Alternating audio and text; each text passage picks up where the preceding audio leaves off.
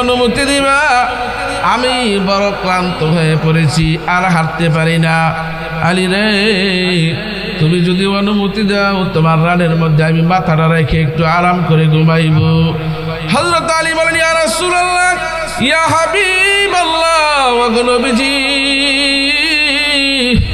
আপনার খাতিরে আল্লাহ আসমান বানাইছে, জমিন বানাইছে, এমন দামি পয়গম্বর আপনি যদি আমার রানের মধ্যে মাথা রাইখা ঘুমান, আমার জীবনটা ধন্য হয়ে যাবে। সুবহানাল্লাহ। ইয়া রাসূলুল্লাহ, ঘুমান। তো ঘুমায় যে গেছে, ঘুমানোর পরে হযরত আলী রাদিয়াল্লাহু তাআলা তাকায় দেখেন যে আসরের টাইম শেষ হইতে হইতে মাগরিবের সময় গণায় আসতেছে। আলী তো আসরের নামাজ পড়ে নাই। এখন আলীর দিলের ভিতরে কষ্ট লাগেনি? কথা বলেন। হযরত আলী বারবার পশ্চিম আকাশের দিকে তাকায়, সূর্যের দিকে তাকায়, আর তার দিলে কান্না আসতেছে। নামাজের জন্য তার দিলে বড় ব্যথা লাগতেছে।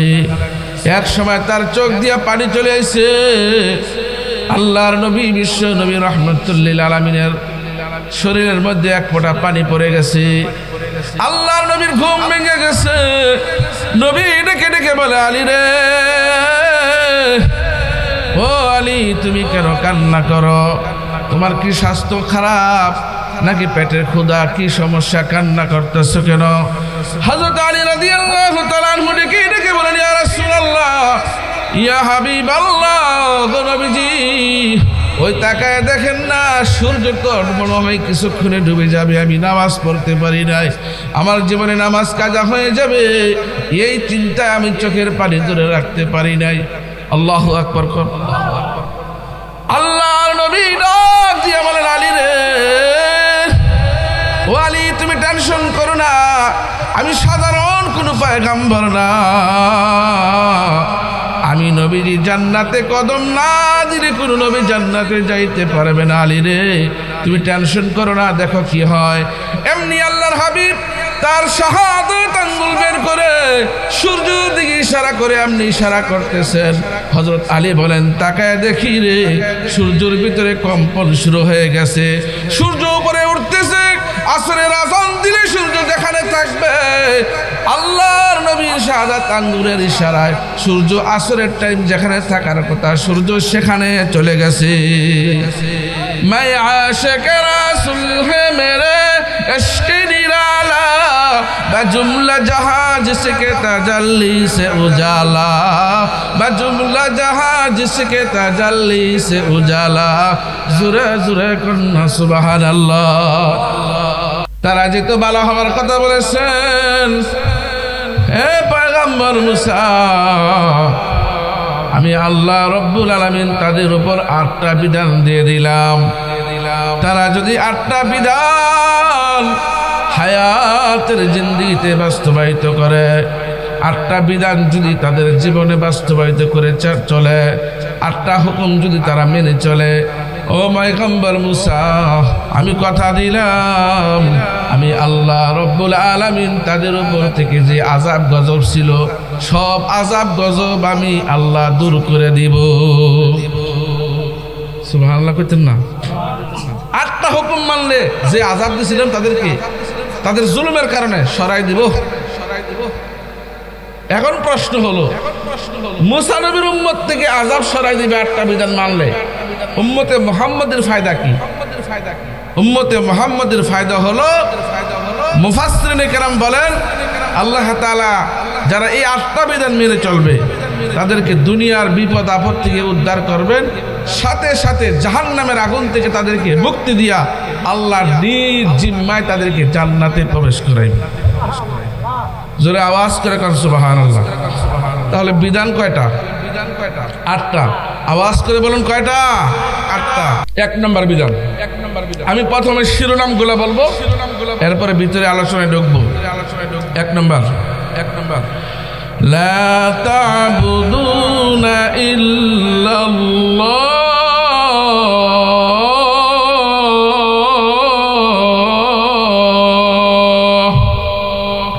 লা তা'বুদুনা ইল্লাল্লাহ, তোমরা গোলামি করবে না। শুধু গোলামি করবে কার? আওয়াজ করে বলতে হবে কার? ওয়াবিল ওয়ালিদাইনি ইহসানা। 2 নম্বর হলো পিতা মাতার সাথে সুন্দর ব্যবহার করবে। ওয়াজিল কুরবা,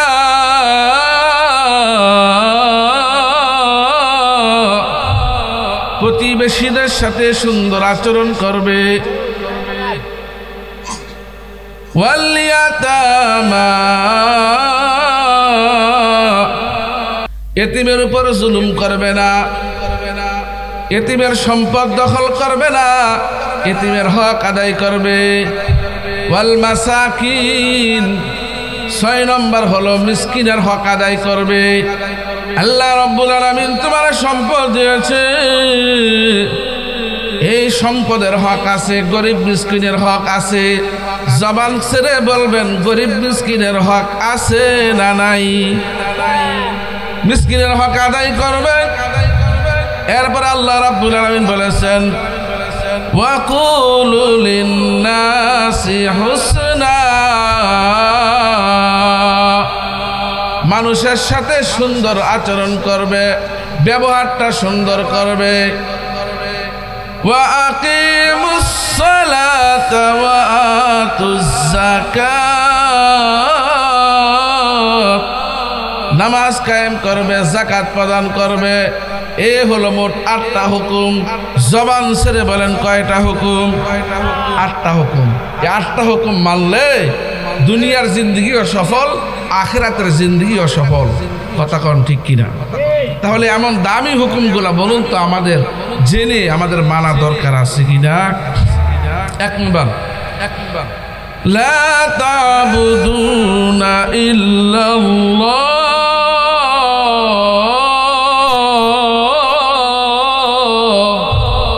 লা তা'বুদুনা ইল্লাল্লাহ, তোমরা গোলামি করবে না, শুধু গোলামি করবে কার?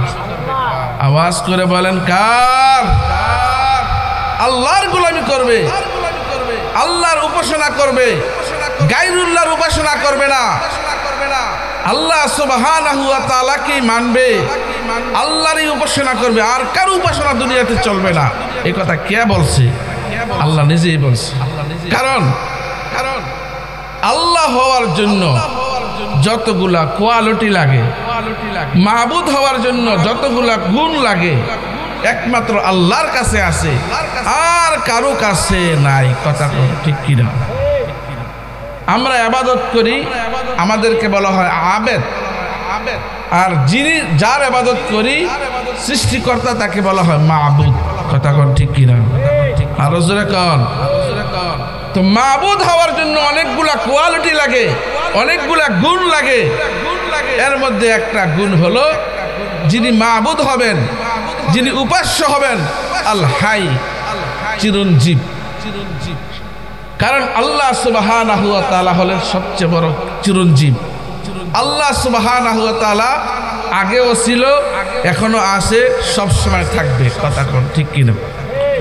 বাইরে আমার লক্ষ্য করে দেখুন, আল্লাহ বলেন আল হাইয়ুল কাইয়্যুম,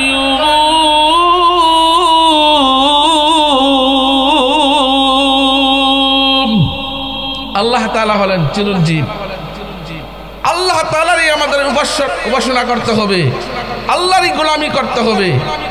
কিছু কিছু মানুষ আছে দুনিয়াতে যারা চন্দ্রের ইবাদত করে, কিছু কিছু মানুষ আছে সূর্যের ইবাদত করে, কিছু কিছু মানুষ আছে দেবদেবীর ইবাদত করে, কিছু কিছু মানুষ আছে আগুনের পূজা করে।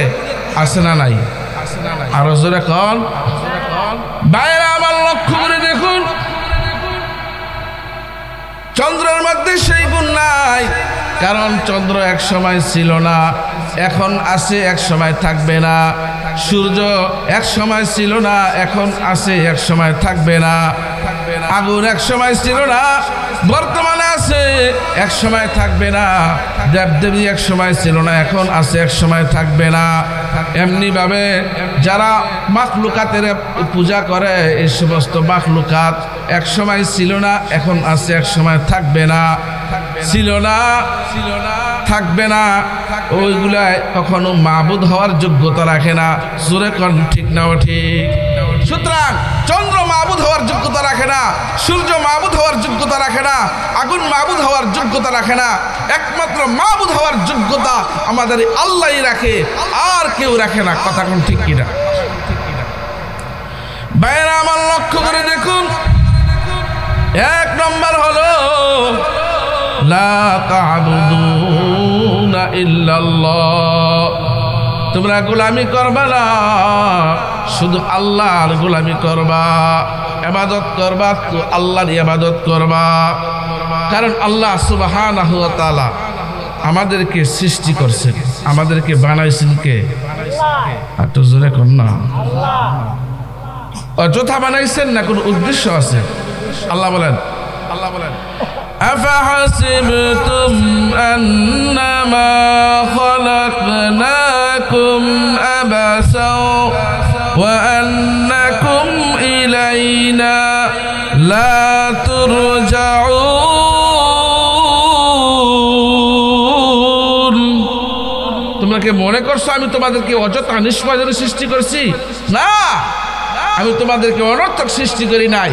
আল্লাহ এক আয়াতে বলছেন ওয়ামা খালাকতুল জিন্না ওয়াল ইনসা ইল্লা লিয়াবুদুন।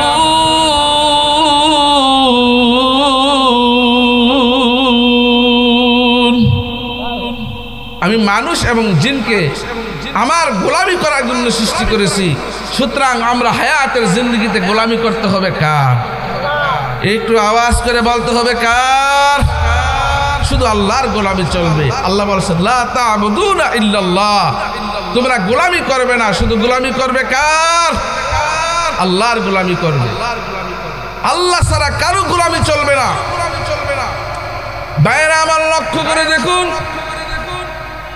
এক আল্লাহর গোলামি করার জন্য যুগে যুগে যত নবী রাসূল আল্লাহ পাঠাইছেন, নবীরাও তার জাতিকে দাওয়াত দিয়েছেন, ওরে উম্মতেরা একমাত্র আল্লাহর গোলামি চলবে, আর গায়রুল্লাহর গোলামি চলবে না। যেমন হযরতে নূহ আলাইহিস সালাম তার জাতিকে দাওয়াত দিয়েছে, সে কথা আল্লাহ সুবহানাহু ওয়া তাআলা সূরা আরাফের 59 নম্বর আয়াতে আল্লাহ বলেছেন ওয়ালাকাদ আরসালনা নূহান ইলা কওমিহি ক্বালা ইয়া কওমি ইবুদুল্লাহ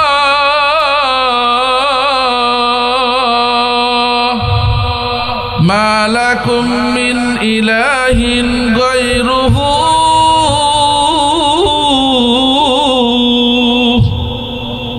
নূহ আলাইহিস সালাম তার জাতিকে বলেছেন, হে আমার জাতি, শুধুমাত্র আল্লাহর গোলামি চলবে, এই পৃথিবী আর কারো গোলামি চলবে না। আল্লাহু আকবার বলেন। ভাইরা আমার, শুধু তাই নয়, হযরত হুদ আলাইহিস সালাতু ওয়াস সালাম তার জাতি আর জাতিকে দাওয়াত দিয়েছেন।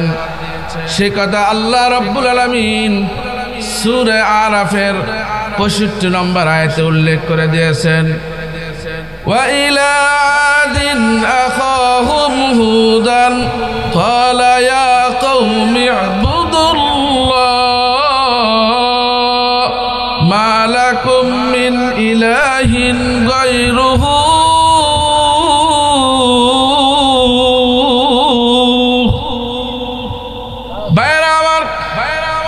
হযরত হুদ আলাইহিস সালাম তার আজ জাতিকে ডাক দিয়ে বলেছেন, ওরে আমার জাতি, হায়াতের জিন্দেগিতে গোলামি করতে হবে আল্লাহর।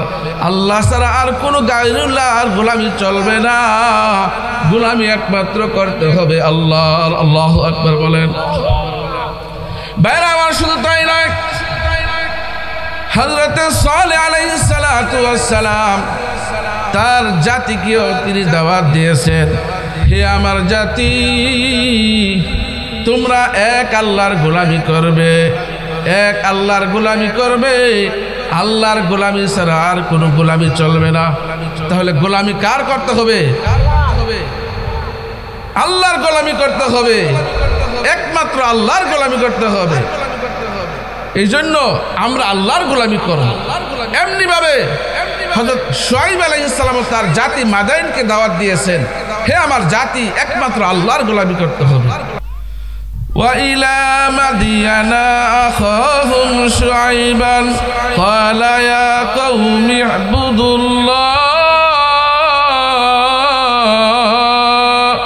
ما لكم من إله غيره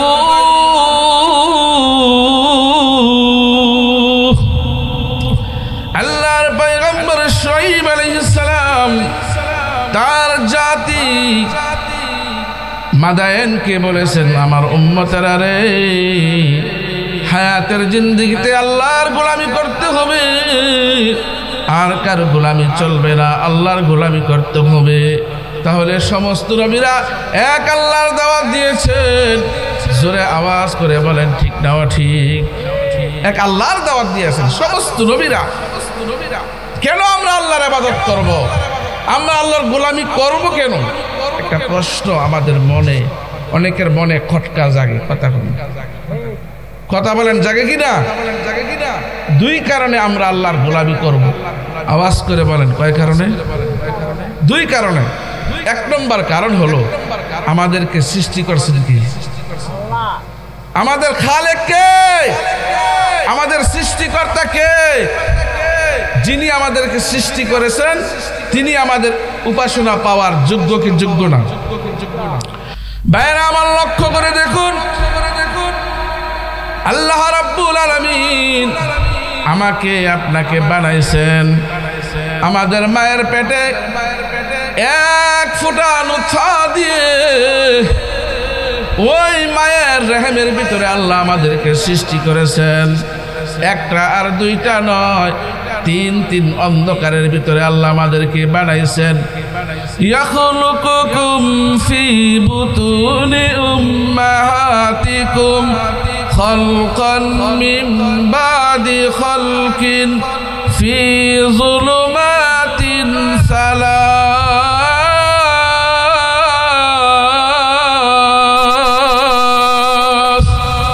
আল্লাহ বলেন আমি তোমাদেরকে পর্যায়ক্রমে তিনটি অন্ধকারের ভিতরে তোমাদেরকে সৃষ্টি করছি।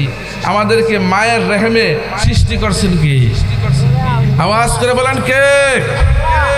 বাইরে আবার লক্ষ্য করে দেখুন, আল্লাহ রাব্বুল আলামিন বলেন আমি ওই সত্তা যিনি তোমাদেরকে মায়ের রেহেমে সৃষ্টি করেছি।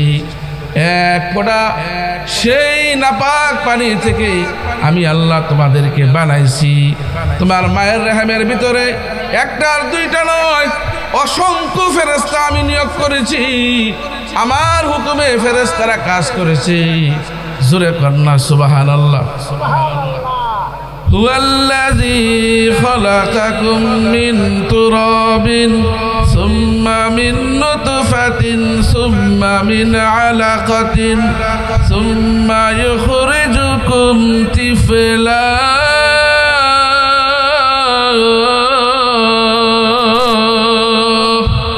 তিনি ওই সত্তা যিনি মায়ের রেহেমে তোমাদেরকে তিলে তিলে বড় করে একটা শিশু বাচ্চা হিসেবে দুনিয়াতে পাঠাইছে। সুবহানাল্লাহ।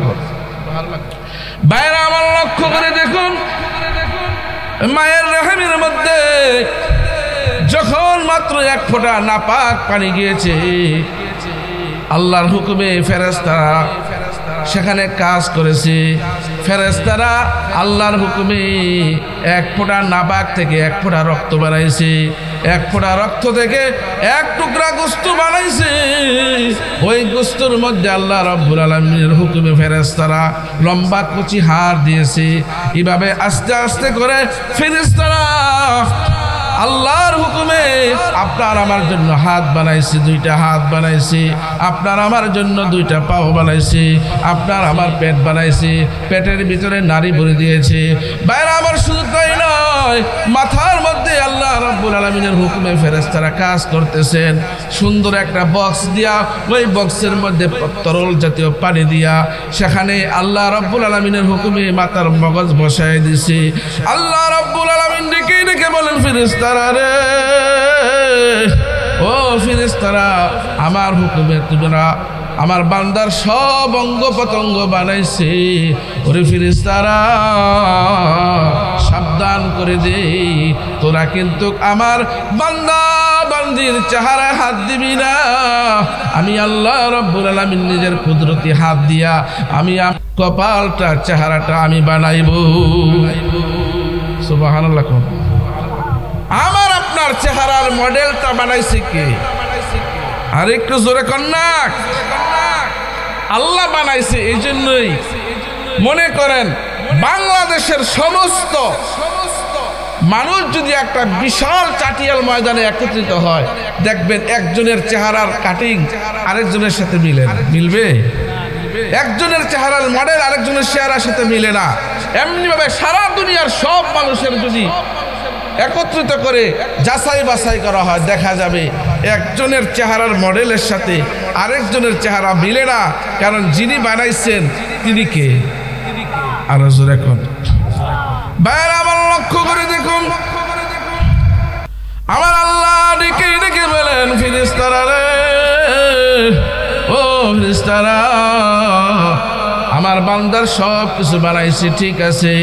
ও ফেরেশতারা রে, আমার বান্দার তোমরা চেহারায় হাত দিবে না।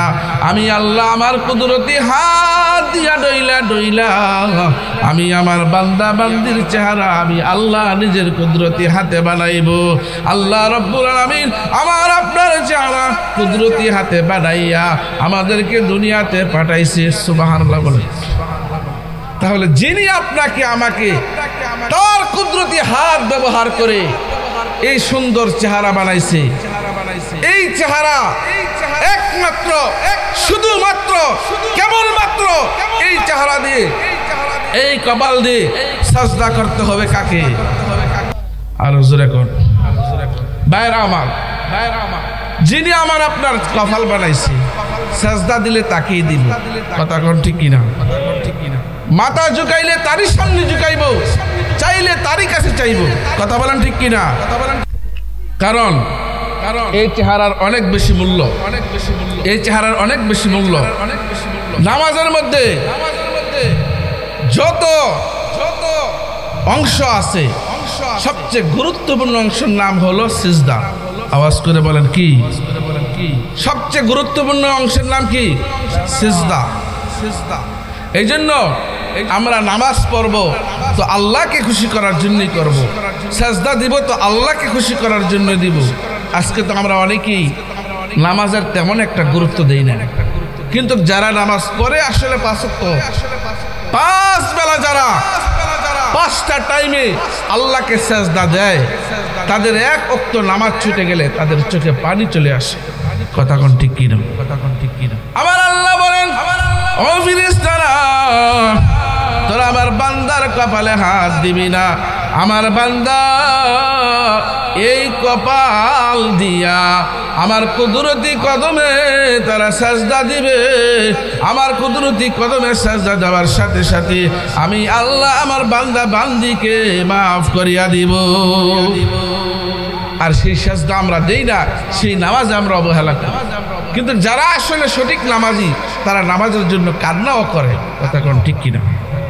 উদাহরণস্বরূপ আল্লাহর হাবিব বিশ্বনবী সাল্লাল্লাহু আলাইহি ওয়াসাল্লাম হযরত আলীকে নিয়ে এক যুদ্ধ থেকে আসতেছিলেন। একেবারে আসরের শেষ টাইম হয়ে গেছে। হযরত আলী রাদিয়াল্লাহু তাআলা আনহুকে নিয়ে আসতেছিলেন। হযরত আলী রাদিয়াল্লাহু তাআলা আনহুর রানের মধ্যে বিশ্বনবীর মাথা রাখে রাসূল শুয়ে রয়েছে। সুবহানাল্লাহ। আল্লাহর নবী ডেকে ডেকে বলি, রে ওরে আলী, তুমি কি অনুমতি দিবা? আমি বড় ক্লান্ত হয়ে পড়েছি, আর হাঁটতে পারি না। আলী রে, তুমি যদি অনুমতি দাও, তোমার রানের মধ্যে আমি মাথাটা রেখে একটু আরাম করে ঘুমাইব। হযরত আলী বলেন, ইয়া রাসূলুল্লাহ, ইয়া হাবিবাল্লাহ, ওয়া নবীজি, আপনার খাতিরে আল্লাহ আসমান বানাইছে, জমিন বানাইছে। এমন দামি পয়গম্বর আপনি, আপনি যদি আমার রানের মধ্যে মাথা রাইখা ঘুমান, আমার জীবনটা ধন্য হয়ে যাবে। সুবহানাল্লাহ কর, ইয়া রাসূলুল্লাহ ঘুমান। তো ঘুমাই যে গেছে, ঘুমানোর পরে হযরত আলী রাদিয়াল্লাহু তাআলা তাকায় দেখেন যে আসরের টাইম শেষ হইতে হইতে মাগরিবের সময় গণায় আসতেছে। আলী তো আসরের নামাজ পড়ে নাই। এখন আলীর দিলের ভিতরে কষ্ট লাগেনি? কথা বলেন। হযরত আলী বারবার পশ্চিম আকাশের দিকে তাকায়, সূর্যের দিকে তাকায়, আর তার দিলে কান্না আসতেছে। নামাজের জন্য তার দিলে বড় ব্যথা লাগতেছে। এক সময় তার চোখ দিয়ে পানি চলে আসে।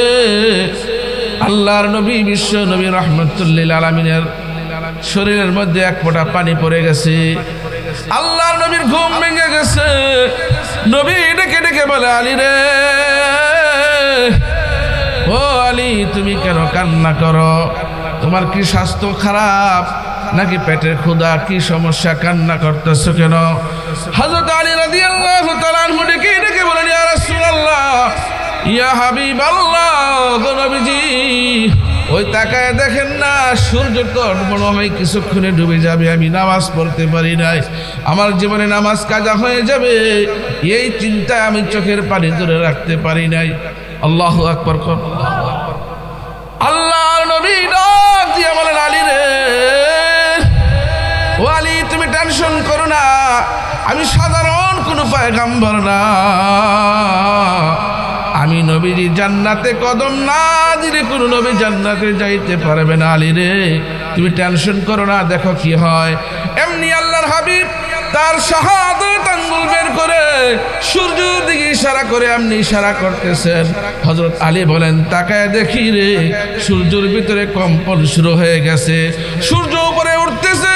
আসরের আযান দিলে সূর্য যেখানে থাকবে, আল্লাহর নবীর শাহাদাত আঙ্গুলের ইশারায় সূর্য আসরের টাইম যেখানে থাকার কথা, সূর্য সেখানে চলে গেছে।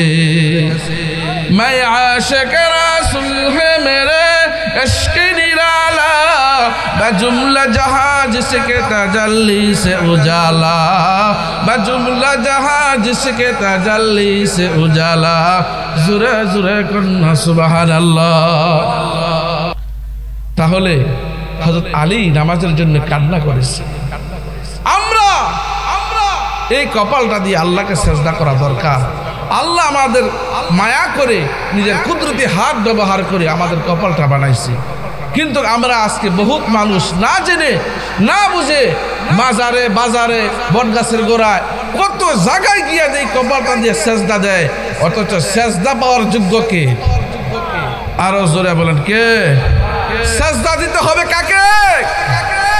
এক আল্লাহকে সেজদা দিতে হবে। আল্লাহ সম্পর্কে অনেকের আকীদা ভিন্ন। ইহুদিরা কয় আল্লাহর একটা সন্তান আছে, উযায়ের। নাউযুবিল্লাহ কন্না।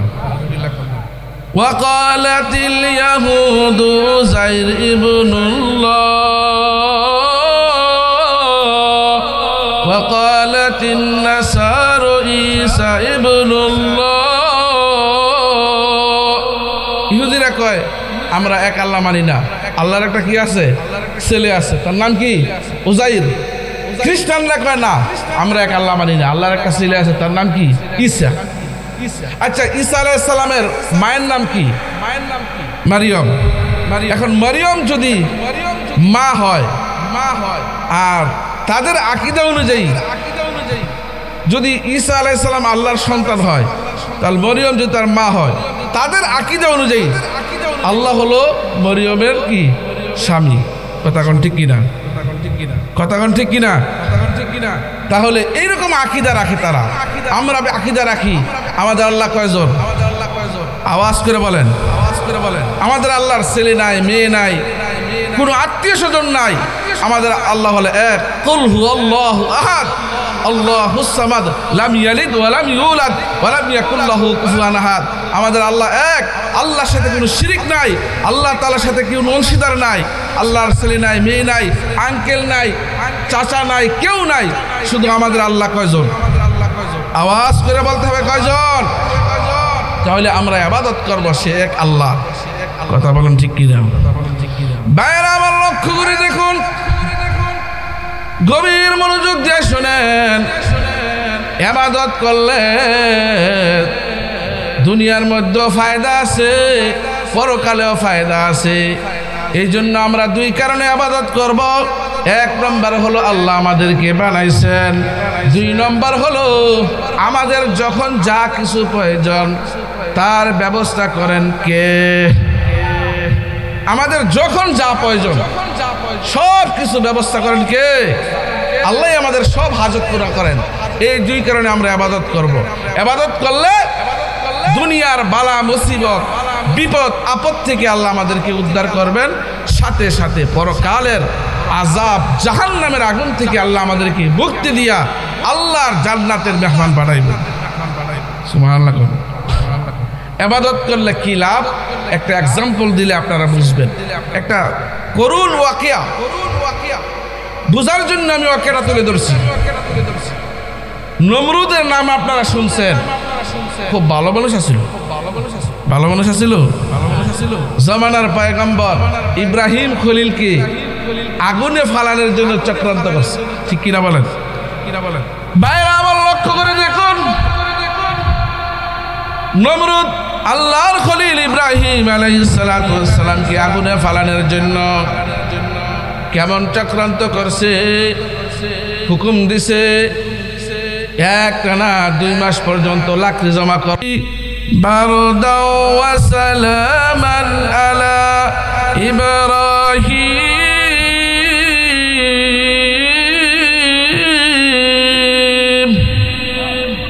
আল্লাহ আগুনকে হুকুম দিছে, আগুন যেন ফুলের বাগান হয়ে যায়। আগুন দাও দাও করে জ্বলতেছে। নমরুদ তো বড় খুশি, ইব্রাহিম পড়তাছে। এখন নমরুদের মনে একটা আগ্রহ, কেমনে পরে দেখতাম মজা লাগতো। বড় একটা উঁচা স্থান, সেখানে নমরুদ গেছে, তার মেয়ের ডাক দিয়ে, মেয়ে মা আসো, তুই ইব্রাহিমে কেমনে পরে দেখে গিয়া। নাউজুবিল্লাহ কর না। বাইরে আবার লক্ষ্য করে দেখুন, আল্লাহর পয়গম্বর ইব্রাহিমকে আগুনে ফালাইছে। এমন দাও দাও করে আগুন জ্বলতেছে। আকাশে পাখি গেলে আগুনের তাপে পাখি পর্যন্ত পড়ে যায়। নমরুদ তার কন্যাকে নিয়ে উঁচা স্থানে গিয়ে দেখে বিশাল অগ্নিকুণ্ডের ভিতরে স্বর্ণের চেহার দেখা যায়। আল্লাহু আকবার। চতুর্দিক দিয়ে ফুলের মালা। নমরুদ কয়, কিরে এই আগুনের ভিতরে স্বর্ণের চেহারা লিখছে কে দিছে? আটা জোরে কন্যা। ইব্রাহিম আলাইহিস সালাম সে আগুনের ভিতরে বসে আল্লাহ আল্লাহ জপতেছে। আল্লাহু আকবার কোন। এমনি নমরুদ বলতেছে, মনে হয় ইব্রাহিম জাদু করে এমন করছে। নমরুদের সাথে যে মেয়েটা ছিল, মেয়েটার কলিজার ভিতরে ইমানের আগুন দাও দাও করে জ্বলে গেছে। নমরুদের মেয়ে ডাক দিয়া বলে, বাবা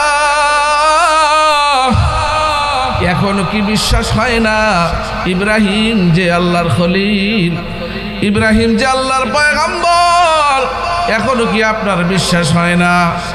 আমি এই মুহূর্তে বিশ্বাস করেছি যে ইব্রাহিমের খোদাই হলো আসল খোদা, ইব্রাহিম হলো আল্লাহর পয়গম্বর। সুবহানাল্লাহ।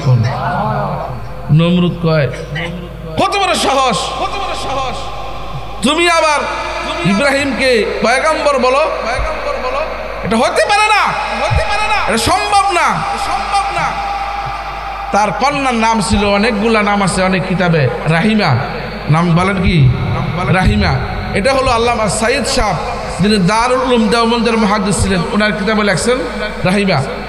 তো রাহিমা বলতেছে, বাবা ঠেট দিয়েন না, আমি কাউকে ভয় পাই না। ভয় পাই কাকে? আওয়াজ করে বলেন কাকে? বাবাও চলে গেল, মেয়ে চলে গেল। নমরুদের মেয়ে রাহিমা রাতের বেলা সেই হাকিকি আল্লাহকে তালাশ করার জন্য 2টা হাত উঠাইছে। মালিক রব্বুল আলামিন, আমি বুঝতে পারিছি তুমি আমার আসল আল্লাহ।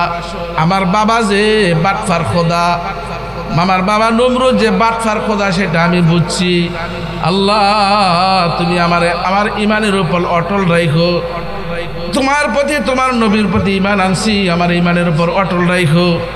সকালবেলা রাজ দরবারে আইছে নমরুদের মেয়ে রহিমা, আইসা বলতেছে, বাবা ও বাবা, আল্লাহর খলিল ইব্রাহিম আলাইহিস সালাম যে ওনায় পয়গাম্বর, কোনো সন্দেহ নাই।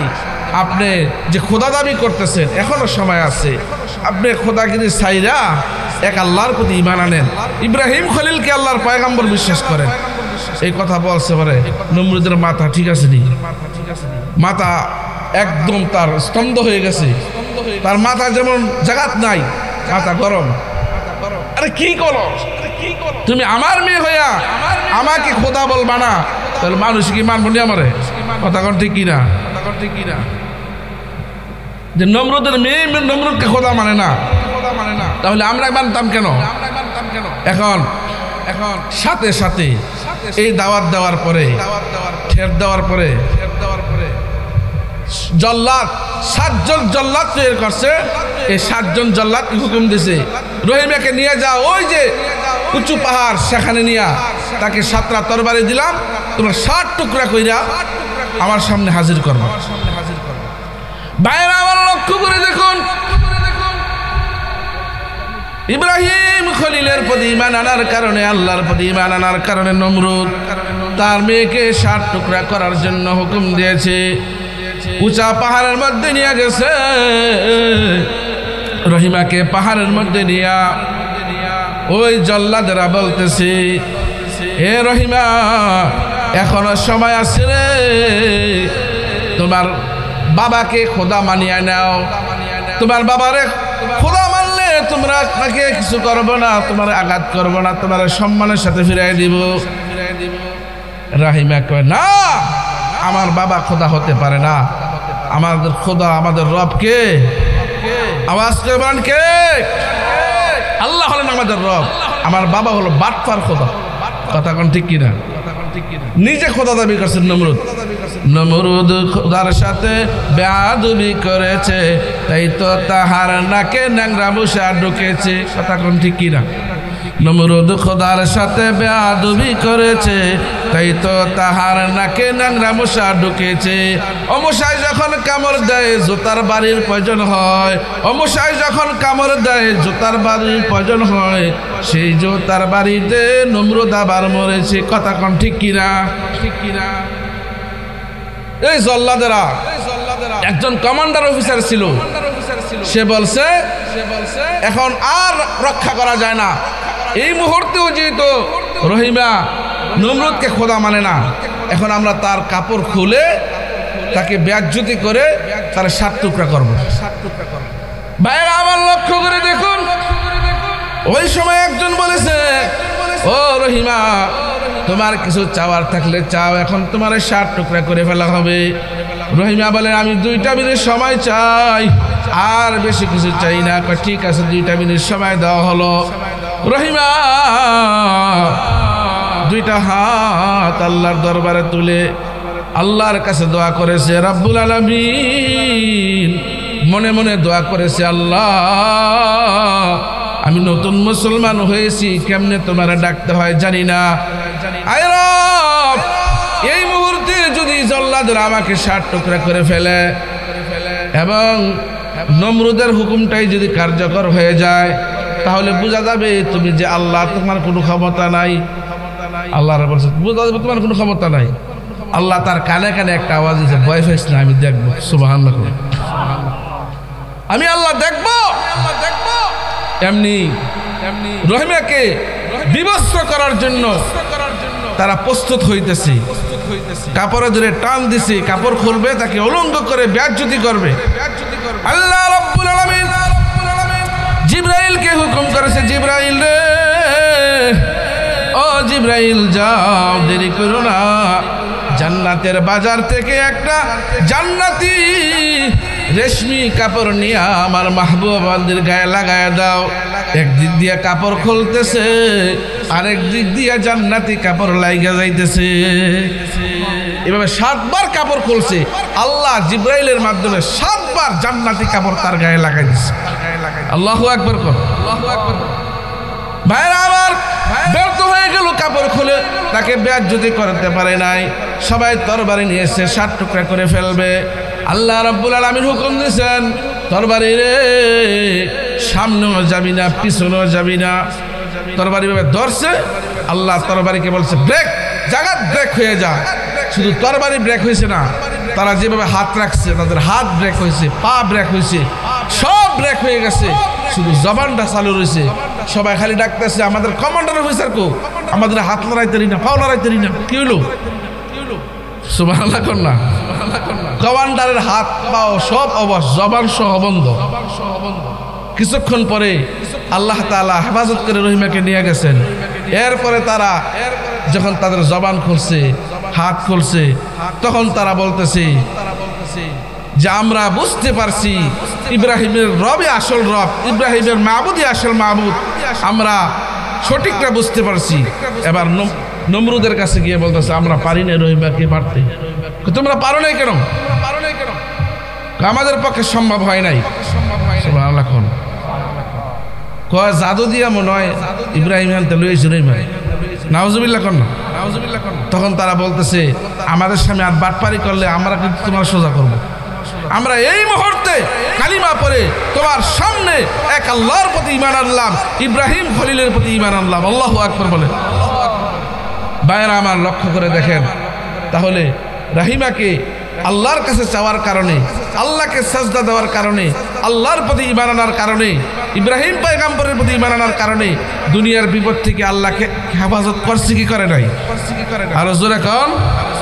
ভাইরা আমার, আমরাও যদি আমাদের হায়াতের জিন্দেগিতে আল্লাহর গোলামি করতে পারি, আল্লাহ রব্বুল আলামিন আমাদের হায়াতের জিন্দেগিতে গোলামি করার কারণে, আল্লাহকে সাজদা দেওয়ার কারণে দুনিয়ার বিপদ আপদ থেকে বাঁচায় রাখবেন। পরকালে আল্লাহ তার তৈরি জান্নাতের মেহমান বানায় দিবে। তাহলে আজকের আলোচনার সার নির্যাস হলো, একেবারে মূল কথা হলো 8টা হুকুম মানলে আল্লাহর জান্নাত। আওয়াজ করে সকলে মহাব্বতে বলুন কয়টা? 1 নম্বর, লা তা'বুদুনা ইল্লাল্লাহ, তোমরা ইবাদত করবে না, শুধু ইবাদত করবে কার? 2 নম্বর, ওয়া বিল ওয়ালিদাইনি ইহসানা, পিতামাতার সাথে সুন্দর আচরণ করবে, ভালো ব্যবহার করবে। ওয়াজিল কুরবা, প্রতিবেশীর সাথে সুন্দর আচরণ করবে, প্রতিবেশীর হক আদায় করবে। ওয়াল ইয়াতামা, এতিমের হক আদায় করবে, এতিম মিসকিনের সাথে খারাপ আচরণ করবে না। 6 নম্বর হলো মিসকিনের হক আদায় করবে। 7 নম্বর হলো মানুষের সাথে সুন্দর আচরণ করবে। 8 নম্বর, ওয়া আকিমুস সালাত ওয়া আতুজ যাকাত, নামাজ কায়েম করবে, যাকাত প্রদান করবে। এই 8টা কর্মসূচি যদি জীবনে বাস্তবায়িত করতে পারো, আল্লাহ সুবহানাহু ওয়া তাআলা বলেন আমি আমার নিজ জিম্মাদারিতে, আমি আমার নিজ কুদরতে ওই বান্দা বান্দিকে আমি জান্নাতে পৌঁছাই দেব। সুবহানাল্লাহ। তাহলে হায়াতের জিন্দগিটা বলেন তো এই 8টা কর্মসূচি দিয়ে আমাদের সাজানো দরকার আসেনি? আওয়াজ করে বলেন দরকার আসেনি? আল্লাহর গোলামি করে জিন্দগিটা সাজান। মা বাবা আছে বড় নিয়ামত, মা বাবার সাথে সুন্দর আচরণ করেন, মা বাবার দোয়া নিয়ে চলেন, তাহলে বিপদ আপদ থেকে হেফাজত করবেন কে? মায়ের দোয়া লও হে মুমিন, মায়ের দোয়া লও, বিপদে পড়বে না তুমি যখন যেতায় যাও, বিপদে পড়বে না তুমি যখন যেতায় যাও। জীবন চলার পথে মা বাবার দোয়া নিয়ে চলো, বড় দামি সম্পদ। কথা বলেন ঠিক কিনা? মানুষের সাথে সুন্দর ব্যবহার করা দামি সম্পদ। কারণ যার ব্যবহার সুন্দর তার আখলাক সুন্দর। কথা বলেন ঠিক কিনা? যার চরিত্র সুন্দর তার ব্যবহার সুন্দর। আর যার চরিত্র সুন্দর মিজানের পাল্লায় তারই ওজনটা বেশি হবে। যার চরিত্র সুন্দর তার চরিত্র ওজনটা আল্লাহর কাছে মিজানের পাল্লায় বেশি হবে। এই জন্য এই 8টা কর্মসূচি, যে 8টা কর্মসূচি মানলে আল্লাহ তার জিম্মাদারিতে জান্নাতে পৌঁছাইবেন। বলুন তো এই 8টা কর্মসূচি আমরা জীবনে মানার জন্য, জীবনে বাস্তবায়িত করার জন্য রাজি আছিনি? এটি মনে রাখে ইনশাআল্লাহ আমল করে। আমল করলেই দুনিয়া সুন্দর, আখিরাত সুন্দর। আল্লাহ সুবহানাহু ওয়া তাআলা আমাদের সবাইকে যে 8টা কর্মসূচির উপর আলোচনা করলাম, 8টা কর্মসূচি আমাদের জীবনে সুন্দর করে সাজাইয়া জিন্দগিতে আল্লাহর জিম্মাদারিতে জান্নাতে যাওয়ার তৌফিক দান করেন। ওয়া আখির দাওয়ানা আনিল হামদুলিল্লাহি রাব্বিল আলামিন।